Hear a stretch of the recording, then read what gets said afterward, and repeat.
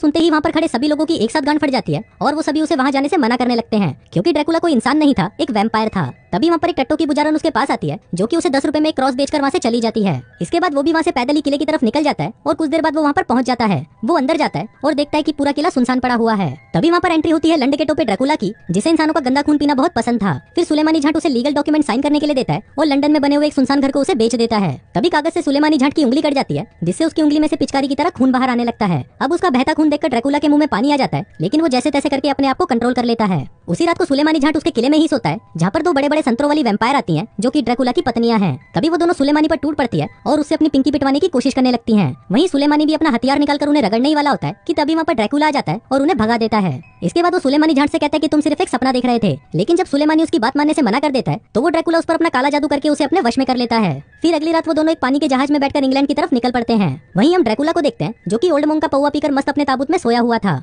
लेकिन तभी वो ताबूत जिस रस्सियों से बंधा था वो रस्सियां टूट जाती हैं और वो ताबूत इधर उधर लुढ़कने लगता है, जिससे ड्रैकुला को उल्टी आने लगती है। तभी वो जोर से आवाज लगाकर सुलेमानी झाट को बुलाता है और तभी सुलेमानी वहाँ पर आकर उसे रोकने की कोशिश करता है, लेकिन वो चूतिया भी उस ताबूत के साथ ही झूलने लग जाता है। लेकिन फिर भी वो अपनी गांड का पूरा जोर लगाकर उस ताबूत को रोक ही लेता है। तभी उसमें से ड्रैकुला बाहर निकलता है और उसे अब बहुत तेज भूख लगी थी, तो वो जहाज में मौजूद सभी लोगों का खून चूस जाता है। अगले दिन जहाज लंदन पहुंचता है, जहाँ पर जहाज में सभी लोगों की लाशों के साथ अकेला सुलेमानी झाट ही बचा था, क्योंकि ड्रैकुला तो अपनी गांड बचाकर रात को ही वहाँ से गायब हो गया था। अब इन सभी लोगों के कत्ल का इल्जाम सुलेमानी झाट पर लगा दिया जाता है और उसे पागल समझकर पागल खाने भेज दिया जाता है, क्योंकि ड्रैकुला के वश में होने की वजह से उसके दिमाग का भांग भोसड़ा हो चुका था। दूसरी तरफ हम ड्रैकुला को देखते हैं, जो कि एक ऑडिटोरियम में जाता है और वहाँ पर अपने नए पड़ोसी भोफड़ी वाले चाचा से मिलता है, जो कि उस पागल खाने का मालिक है जहाँ पर सुलेमानी झाट कैद है। वहीं पर हम देखते हैं भोफड़ी वाले चाचे की बेटी अंगूरी देवी और उसके फियोंसे पप्पू पाइल्स को, और साथ ही उसकी बेटी की कच्ची में कच्ची वाली फ्रेंड जोशीली झाट को। वहीं जब ड्रैकुला जोशीली झाट को देखता है तो उसका छोटा पप्पू खड़ा होकर सलामी देने लगता है। इसके बाद सभी अपने घर पहुंच जाते हैं और वहीं ड्रैकुला अपनी बालकनी में आकर जोशीली झाट को देख रहा होता है। वहीं जोशीली झाट भी उसे अपने शरीर का एक एक अंग अच्छे से दिखा रही थी। इसके बाद वो सोने चली जाती है और तभी ड्रैकुला चमगादड़ बनकर उसके पास आ जाता है और अपने गमछे से उसको ढककर उसका खून पी जाता है। अगले दिन जोशीली झाट का सारा जोश खत्म हो चुका था, क्योंकि रात को ड्रैकुला उसके शरीर का आधा खून चूस चुका था।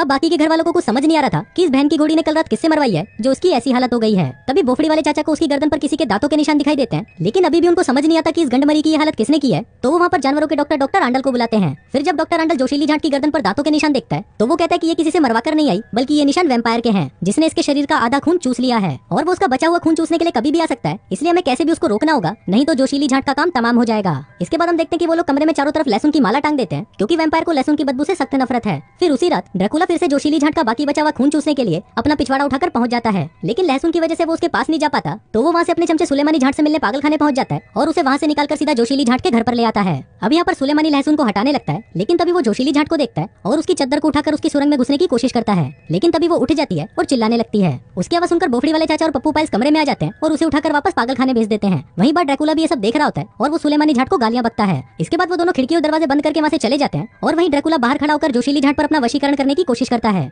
अब जोशीली झाट भी उसके काबू में आ जाती है और अपने कमरे की खिड़की खोलकर बाहर चली जाती है। इसके बाद ड्रैकुला उसे एक पत्थर पर लेटा देता है और उसका बाकी बचा हुआ सारा खून पी जाता है। लेकिन तभी वहाँ पर भोफड़ी वाले चाचा की बेटी अंगूरी देवी ड्रैकुला को उसका खून चूसते हुए देख लेती है और चिल्लाने लगती है। फिर भोफड़ी वाले चाचा और पप्पू पाइल्स दौड़कर जोशीली झाट के पास पहुंचते हैं, लेकिन तब तक तो उसका काम तमाम हो चुका था। फिर रात को जोशीली झाट को एक कॉफिन में बंद करके वहीं पर दफना दिया जाता है। लेकिन वहीं घर पर डॉक्टर अंडल को लग रहा था कि वो अभी भी जिंदा होकर वापस आ जाएगी, इसलिए उन लोगों को एक लकड़ी की कील लेकर उसे उसकी हुत में घुसाना होगा ताकि वो वैम्पायर न बन सके। तभी वहाँ पर लंड का टोपा ड्रैकुला भी जोशीली झाट के फ्यूनरल पर अपना दुख जताने आता है। वहीं डॉक्टर अंडल को उसे देखकर शक होने लगता है, क्योंकि उसके यहाँ पर आने के बाद ही ये सब स्टार्ट हुआ था। इसके बाद डॉक्टर के कहने पर एक रखवाले को जोशीली झाट के ताबूत के पास छोड़ दिया जाता है ताकि वो उसकी रखवाली कर सके। लेकिन तभी उसे ताबूत में से आवाजें आने लगती है, जिसको देखने के लिए वो गार्ड जैसे ही ताबूत का ढक्कन हटाता है तभी वो देखता है कि जोशीली झाट जिंदा है। अब इससे पहले कि वो कुछ कहता, जोशीली उस पर टूट पड़ती है और उसका सारा खून पी जाती है। फिर कुछ देर बाद जब वहाँ पर देखने के लिए पप्पू पाइल्स आता है तो उसे जोशीली झाट जिंदा मिलती है, जो कि उसे अपनी हुत का लालच देकर उसका खून चूसने की कोशिश करती है। लेकिन तभी वहाँ पर डॉक्टर अंडल क्रॉस दिखाकर उसे डरा देता है और वो जाकर वापस अपने ताबूत में बंद हो जाती है। इसके बाद डॉक्टर अंडल पप्पू पाइल्स को लकड़ी का कील और हथौड़ा देता है और कहता है कि यही सही मौका है इसकी हुत में ये कील घुसाने का। इसके बाद पप्पू पाइल्स उस कील को लेकर जोशीली की हुत में घुसा देता है और तभी वहाँ से 5-6 बाल्टियां खून निकलकर उसके ऊपर गिरता है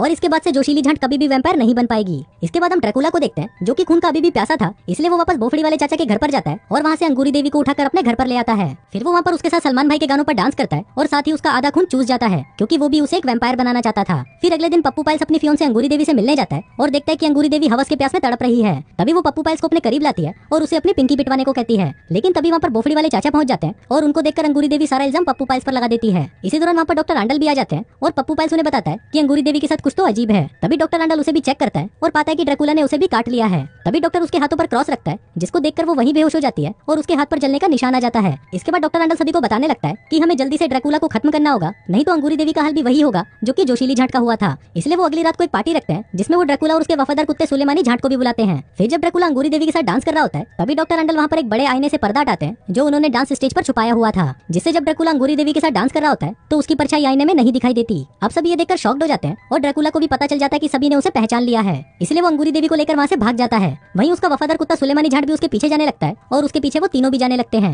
फिर ड्रैकुला अंगूरी देवी को एक कमरे में ले जाता है और उसका खून चूसने की तैयारी करने लगता है, पर तभी वो तीनों दरवाजा तोड़कर अंदर घुस जाते हैं और सभी मिलकर ड्रैकुला से लड़ने लगते हैं। लेकिन ड्रैकुला उन सभी पर भारी पड़ता है और वो पप्पू पाइल्स को पकड़कर मारने ही वाला होता है कि तभी डॉक्टर वहाँ की खिड़की खोल देता है जिससे धूप आने लगती है और ड्रैकुला उससे जलने लगता है। फिर वो अपनी जान बचाने के लिए चमगादड़ बनकर छत पर जाकर बैठ जाता है, लेकिन तभी छत पर सुलेमानी झाट जो दिमाग से पूरी तरह बावली गांड हो चुका था वो छत की पलाई हटा देता है और कहता है कि बॉस आप यहाँ से निकल जाओ। अब उसके इस कांड से धूप सीधा अंदर आ जाती है और उससे ड्रैकुला जलकर भस्म हो जाता है और मरते मरते भी वो सुलेमानी झाट को गालियां बक रहा होता है। अब उसके मरते ही अंगूरी देवी वापस ठीक हो जाती है और पप्पू पाइल्स उसे उठाकर वहाँ से चला जाता है। इसके बाद हम सुलेमानी झाट को देखते हैं जो कि रोता हुआ वहाँ पर आता है और ड्रैकुला की राख उठाकर उसे उसके ताबूत में डाल देता है। फिर सभी लोग वहाँ से चले जाते हैं और इसी के साथ ही ये फिल्म यहीं खत्म हो जाती है।